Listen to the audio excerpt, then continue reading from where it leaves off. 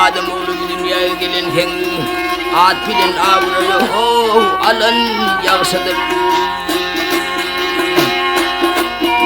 Ekulutin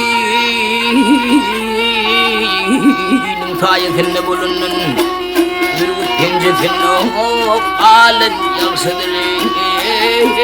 Gel gel yaksadır.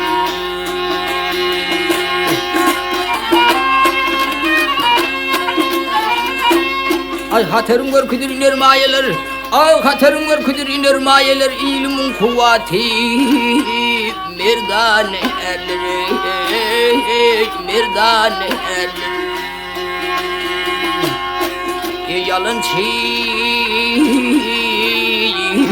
Tanrı'nın düşmanı diyorlar, emma zahirine o yalan yansıdır, yalan yansıdır.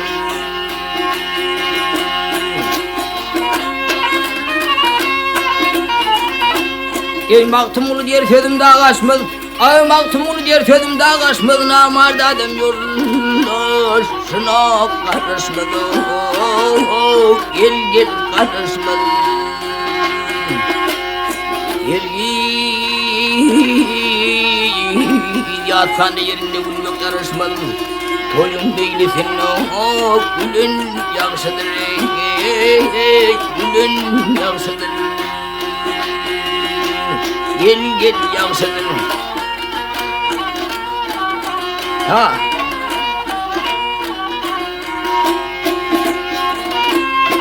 Ay hergi